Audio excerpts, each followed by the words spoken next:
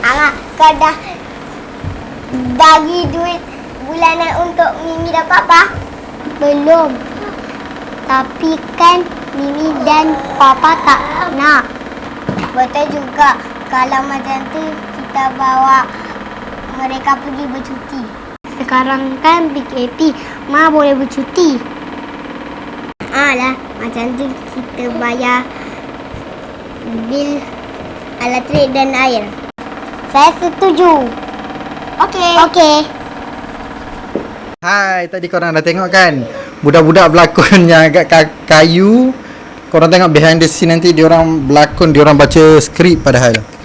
Okey, so hari ni sebenarnya topik keempat kita duit bulanan untuk ibu bapa. Sebab itulah diorang berlakon cerita macam mana nanti kita baca. Okey, topik empat, duit bulanan untuk ibu bapa. Bismillah, Allahu Akbar. Nabi Muhammad SAW, mulai saat kita mula bekerja daripada gaji pertama atau pendapatan bisnes, sebahagiannya perlu diperuntukkan untuk ibu bapa kita. Sebab itulah abang kata nak bagi duit dekat Mimi dengan papa dia. Walaupun ibu bapa kita bekerja, menjadi tanggungjawab kita supaya sebahagian daripada duit yang kita peroleh itu disumbangkan kepada mereka. So siapa-siapa yang bekerja ke bisnes ke, duit tu elok disumbangkan kepada ibu bapa kita. Kita tidak perlu memberi duit secara bulanan kepada ibu bapa sekiranya mereka tidak mahu menerimanya. Sebab itulah Angan kata, tapi kan Mimi dengan Papa tak nak. So kita tak perlu, tak wajib pun bagi bulanan. Kalau dia orang tak nak, ini kerana mungkin mereka masih bekerja atau mereka mempunyai pendapatan bulanan. Mungkin sebab dia orang kerja, dia orang ada pendapatan lain, so dia orang tak nak duit anak-anak dia. Apabila ibu bapa tidak mahu kita menyediakan duit poket bulanan untuk mereka, kita dapat menggantikan dengan memberi hadiah ataupun membawa mereka bercuti bersama. Sebab tu abang ajak dia bercuti. So Angah kata bercuti sekarang kan PKP, jadi tak boleh bercuti. Ini bergantung kepada rezeki yang halal yang Allah Subhanahu Wa Taala berikan. Okey, pengantin lelaki mempunyai tanggungjawab wajib dalam membiayai sara hidup ibu bapanya apabila mereka tidak berkemampuan. Okey, kalau lelaki dia wajib lah sara ibu bapa dia. Sekiranya kita mempunyai adik-beradik lelaki lain, kos sara hidup itu dapat ditanggung bersama-sama. Kalau adik-beradik lain macam abang dengan Angah tadi, dia bolehlah sama-sama tanggung dengan adik-beradik, masing-masing menanggung sebahagian daripada kos sara hidup ibu bapa berdasarkan kemampuan. Ada adik-beradik yang menanggung bil elektrik, bil elektrik, bil air, bil telefon dan juga memberi duit bulanan bagi membiayai tempat tinggal termasuk membayar cukai pintu dan tanah. So tadi dia cakap bil api dan elektrik kan. Angah pun setuju. Okey, untuk pengantin lelaki, belanja bulanan ibu bapa adalah perbelanjaan wajib yang perlu dimasukkan. Ya cik, Nak tutup. nak susu pergi ambil dekat dapur. Okey, dimasukkan dalam kos bulanan. Perbelanjaan ini perlu ketika bujang dan berkahwin. Okey, bujang pun kalau boleh, kalau dah bekerja tu bagilah duit kat parent. Duit bulanan untuk mereka hanya terputus apabila mereka sudah tiada lagi di dunia ini. Okey, kalau dia orang dah meninggal barulah tak wajib bagi duit.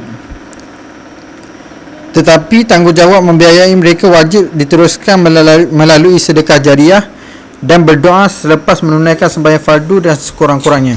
Okey, walaupun dah meninggal, kita boleh sedekah jariah, niatkan untuk ibu bapa, lepas tu doa untuk diorang nak doa je kat sana.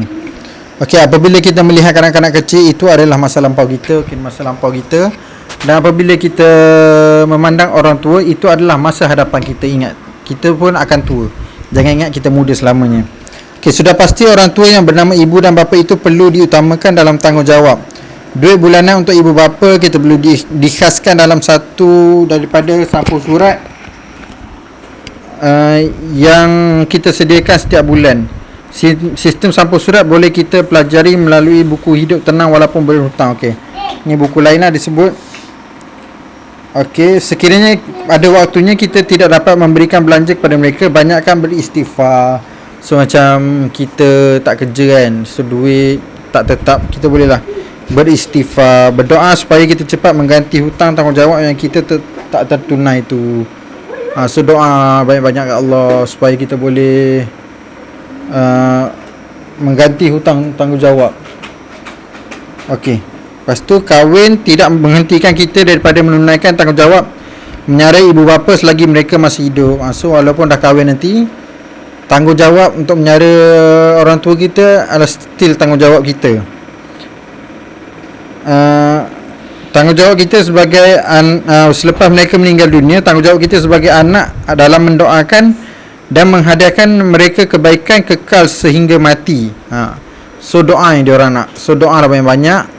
Walaupun kita tinggal berjauhan dengan ibu bapa, kita dapat memberi mereka duit dengan mengambil nombor akaun bank mereka. Bayaran boleh dimasukkan secara online, iaitu menggunakan khidmat perbankan internet. So sekarang ni memang banyak online transfer. Kita boleh guna Touch and Go e-wallet, guna apa-apa je lah, transfer je dekat dia orang. So minta nombor akaun, transfer. Berapa banyak kita nak bagi. Lebih bagus kiranya kita juga dapat membiayai bil elektrik, astro, telefon dan air dengan mendaftarkan nombor akaun bil rumah ibu bapa kita itu dalam aplikasi ataupun dalam sistem perbankan internet. Pada setiap bulan kita hanya perlu memindahkan sejumlah duit ke dalam akaun terlibat, insya-Allah. Atas usaha kita menerangi rumah ibu bapa kita dengan bekalan elektrik di dunia ini, Allah Subhanahu Wa Taala membalas usaha kita dengan menerangi kehidupan kita di alam barzah dan seterusnya di akhirat yang kekal selama-lamanya, insya-Allah. Amin amin amin ya rabbal alamin. So selesai tazkirah kita pada malam ini. Bertemu lagi kita di dalam lupa. Topik kelima bertajuk rancang bilangan anak.